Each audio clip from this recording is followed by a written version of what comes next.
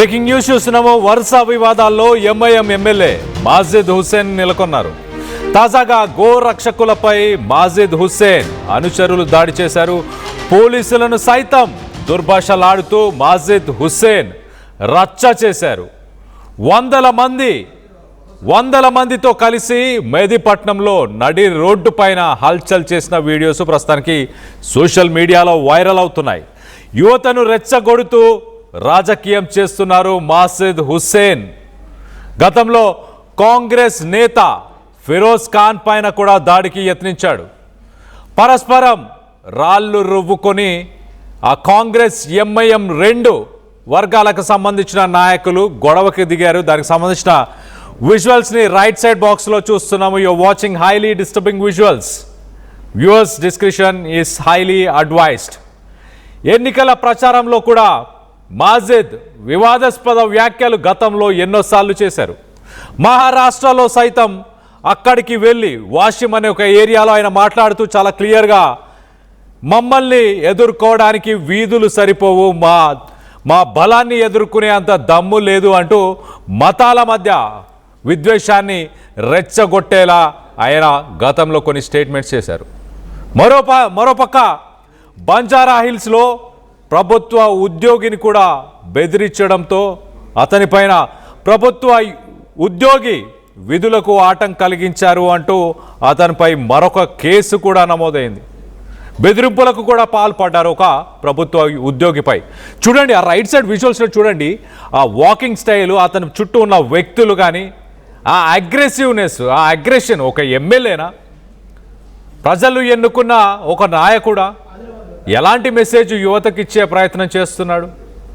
ఎంత అగ్రెసివ్గా మాసప్ ట్యాంక్ విజయనగర్ పరిసర ప్రాంతాల విజయనగర్ కాలనీ పరిసర ప్రాంతాల్లో ఒక సీసీ రోడ్డు వేసే దానికి సంబంధించిన విషయంలో వివాదాస్పదం.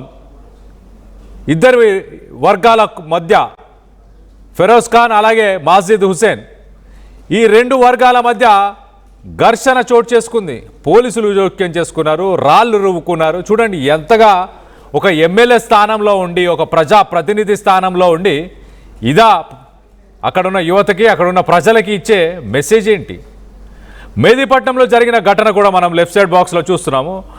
అక్కడ కూడా పోలీసులతో చాలా దురుసుగా దుర్భాషలు ఆడుతూ గతంలో హైడ్రా సంబంధించి జిహెచ్ఎంసీకి సంబంధించి ఎలాంటి ఇష్యూ ఉన్నా మాకు రూల్స్ వర్తించవు అంటున్నది ఎంఐఎం. Public nuisance. మెహదీపట్నం రోడ్లపై, నడి రోడ్లపై ట్రాఫిక్ జామ్ అయినది. వందలాది మంది సపోర్టర్స్తోని అక్కడికి వచ్చి ట్రాఫిక్ జామ్, పబ్లిక్ న్యూసెన్స్ చేశారు. మరి దానిపైన కేసులు ఏమైనా నమోదు చేశారా పోలీసులు? పబ్లిక్ న్యూసెన్స్ కింద మాజిద్ హుస్సేన్ పైన నిన్న ఎందుకు కేసు నమోదు చేయలేదు పోలీసులు? నడి రోడ్డు పైన ఆయన లారీ పైన వీర విహంగం చేశాడు. లారీ పైన కూర్చొని వెళ్ళాడు. ఎంతోమంది యువత ఆ లారీ పైన నుంచి పడిపోయే అవకాశం ఉంది. చాలా డేంజరస్గా వాళ్ళు ఆ లారీ పైన హ్యాంగ్ అవుతున్న సిట్యువేషన్. ఇదంతా ఎందుకు? ఒక పబ్లిసిటీ షంట. ఎంఐఎం ఒక నాయకుడు, ఒక కార్యకర్త ఫోన్ చేస్తే 10 నిమిషాల్లో, పావు గంటలో అక్కడ ఉంటారు. ఎందుకు? పబ్లిసిటీ స్టంటా? ఒక స్ట్రెంగ్త్ని చూపించే ప్రయత్నం చేస్తున్నారా? మా ఎమ్మెల్యే ఎప్పుడైనా దిగుతారంటూ వాళ్ళకు ఒక ధైర్యాన్ని నింపే ప్రయత్నం చేస్తున్నారా? But at the cost of what and for what reasons? దానివల్ల ఎవరు లబ్ధి పొందుతున్నారు? ఓటు ఏపిచ్చుకొని ఎమ్మెల్యేగా ఆ పదవిని, ఆ పవర్ని ఎంజాయ్ చేస్తుంది మాత్రం ఆ నాయకులు మాత్రమే. ఆ ఓట్లు వేసి గెలిపించిన ఆ ప్రజల పరిస్థితి ఏమన్నా మెరుగుపడిందా? వాళ్ళ ఏరియాలు ఎలా ఉన్నాయి? ఓల్డ్ సిటీ చూడండి, మిగతా ఏరియాస్లో కూడా చూడండి. ఎంకరేజ్మెంట్స్, ప్రాపర్ డ్రైనేజ్ సిస్టమ్ ఉందా? రోడ్డు వ్యవస్థలు ఉన్నాయా? డెవలప్మెంట్ వర్క్స్ ఉన్నాయా? వాళ్ళకు వచ్చే నిధులన్నీ ఎక్కడికి పోతున్నాయి? దాన్ని ప్రశ్నిస్తున్నారా? వీటన్నిటికీ సంబంధించి కొంత డీటెయిల్గా మాట్లాడుకునే ప్రయత్నం చేద్దాం. ఇటు మా ప్రతినిధి మధు అందుబాటులో ఉన్నారు. మధుతో మాట్లాడి తెలుసుకునే ప్రయత్నం చేద్దాం. మధు, చెప్పండి, అసలు మాజిద్ హుస్సేన్ అని చెప్పాలా, లేకపోతే ఎంఐఎంకి సంబంధించిన నేతలందరూ కూడా ఇలానే ఉంటారని చెప్పాలా? ఏ ఇష్యూ అయినా గతంలో కూడా చూసాం, జిహెచ్ఎంసీ ఎంక్రోచ్మెంట్స్ని రిమూవ్ చేస్తా అని ఒక స్టాండ్ తీసుకుంటే ఎమ్మెల్యే వస్తాడు 5 నిమిషాల్లో, ఎమ్మెల్సీ వస్తాడు. దగ్గరుండి ఎంక్రోచ్మెంట్స్కి మళ్ళీ ఒకసారి వాటిని మళ్ళీ దగ్గరుండి కట్టించే ప్రయత్నం చేస్తారు. అంటే ప్రభుత్వానికి సంబంధించిన ఆస్తులు కానీ, రూల్స్ కానీ, రెగ్యులేషన్స్ కానీ వాళ్ళకి ఏం వర్తించవా?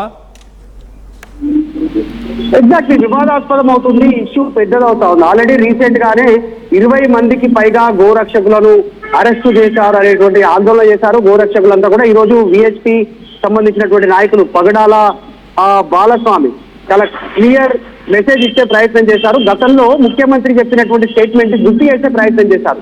రేవంత్ రెడ్డి రాష్ట్ర వ్యాప్తంగా మేమే గోశాలను నిర్మిస్తామనేటువంటి ఒక స్టేట్మెంట్ చేశారు. అసలు గోశాలను నిర్మిస్తానని చెప్పినటువంటి స్టేట్మెంట్ చేసిన ప్రభుత్వము ఈ రోజు గోవులను అక్రమంగా కబేలాలకు తరలిస్తుంటే పోలీసులు చర్యలు తీసుకోవట్లేదు, దానిపైన కార్యాచరణ ప్రకటించట్లేదు.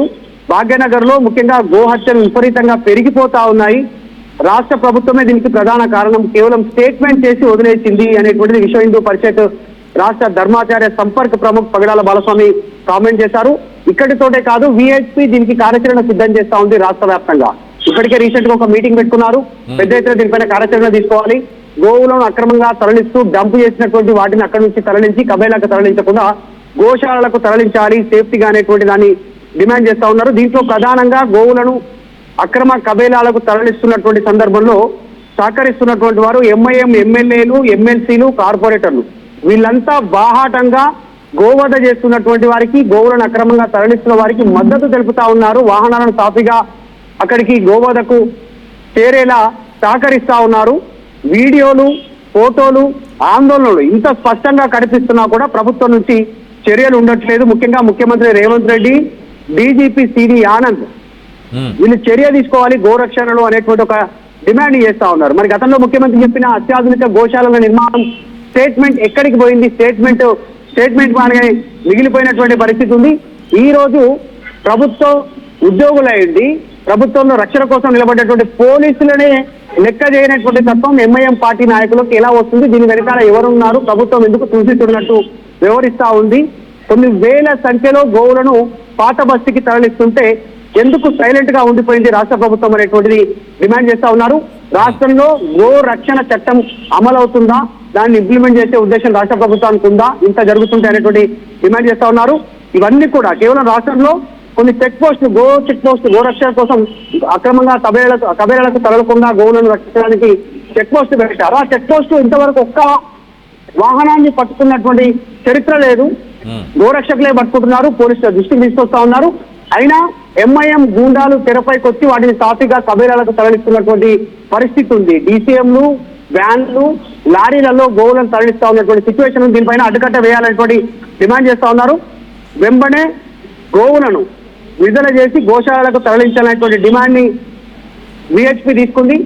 గోరక్షా దళకి అండగా ఉంటామనేటువంటి స్టేట్మెంట్ చేశారు. త్వరలోనే దీనిపైన రాష్ట్ర వ్యాప్త కార్యక్రమానికి గోరక్షా దళ్, విశ్వ హిందూ పరిషత్, బజరంగ్ దళ్ ఈ టీమ్స్ అన్ని కూడా దీన్ని ముందుకు తీసుకెళ్లేటువంటి కార్యాచరణ సిద్ధం చేస్తున్నట్టుగా కనిపిస్తా ఉంది చాలా స్పష్టంగా. Kalyan, right Madhu, thanks for the latest update. మొత్తం మీద ఎంఐఎం నేతల తీరు పైన మీ అభిప్రాయాలు ఏంటనేది కింద కామెంట్ రూపంలో తెలియపరచండి. మొత్తం మీద రాష్ట్రానికి సంబంధించిన విహెచ్పి నాయకులు బాలస్వామి ఈ ఘటన పైన స్పందించారు. ఆయన ఏం మాట్లాడారు ఒక్కసారి ఆయన మాటలో వినే ప్రయత్నం చేద్దాం. జై శ్రీరామ్. నేను పగుడాకుల బాలస్వామి, విశ్వ హిందూ పరిషత్ ధర్మాచార్య సంపర్క ప్రముఖ్. తెలంగాణ రాష్ట్రంలో ముఖ్యంగా భాగ్యనగర్లో గోహత్య కార్యకలాపాలు విపరీతంగా పెరిగిపోతూ ఉన్నాయి. బక్రీద్ దగ్గర పడుతున్న కొద్దీ గోవుల అక్రమ రవాణా మరింత పెరిగిపోతుంది. ఎక్కడికెక్కడ డంపు చేసేటటువంటి ప్రక్రియ కొనసాగుతూ ఉన్నది. అయితే గోరక్ష చట్టాలు అమలు చేయడంలో రాష్ట్ర ప్రభుత్వము, పోలీసు యంత్రాంగము విఫలమైపోతూ ఉన్నది. ఈ యొక్క రాష్ట్ర ప్రభుత్వము ముస్లిం అంటే కాంగ్రెస్ అంటే ముస్లిం అనేటటువంటి మాటకు కట్టుబడి ఓటు బ్యాంకు రాజకీయాలకు ప్రాధాన్యమిస్తున్నటువంటి రేవంత్ రెడ్డి ప్రభుత్వము గోహత్య నిషేధ చట్టాలు అమలు చేయడంలో ఘోరంగా విఫలమైపోతున్నది. ఎంఐఎం పార్టీ నాయకులు, ఎమ్మెల్యేలు, ఎమ్మెల్సీలు, కార్పొరేటర్లు రోడ్డుపైకి వచ్చి పోలీసులకే సవాల్ విసురుతూ నానా యాగి చేస్తూ భయభ్రాంతులు సృష్టిస్తున్నప్పటికీ కూడా ఆ యొక్క ఎంఐఎం ఆగడాలను అరికట్టడంలో రాష్ట్ర ప్రభుత్వము పోలీసు యంత్రాంగము పూర్తిగా విఫలమవుతా ఉన్నది. పైగా గోవులను కాపాడేటటువంటి విషయంలో ముందుకు వచ్చినటువంటి గోరక్షకులపైనే కేసులు నమోదు చేసి చట్ట విరుద్ధంగా వ్యవహరిస్తున్నటువంటి తీరు ఈ రాష్ట్రంలో కొనసాగుతున్నది. కాబట్టి ఇప్పటికైనా విశ్వ హిందూ పరిషత్ డిమాండ్ చేస్తున్నది, తెలంగాణ రాష్ట్రంలో గోరక్ష చట్టాలు కఠినంగా అమలు చేయాలని చెప్పేసి డిమాండ్ చేస్తూ ఉన్నాము. ఇప్పటికే పలు ప్రాంతాల నుంచి కోతకు సిద్ధంగా ఉంచి డంపు చేసినటువంటి